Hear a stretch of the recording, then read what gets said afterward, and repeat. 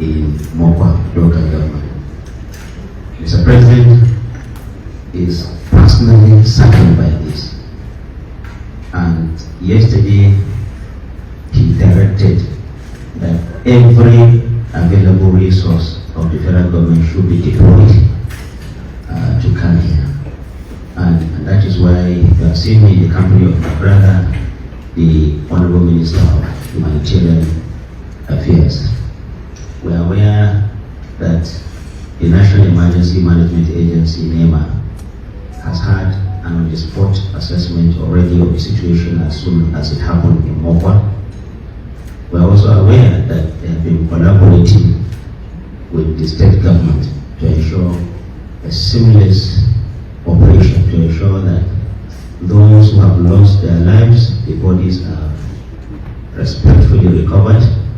Those who have been injured or have sustained various degrees of injuries are attended to, and every requirement that government needs to put together has been put to ensure that succor is being provided for those, our brothers and sisters in Mokwa community.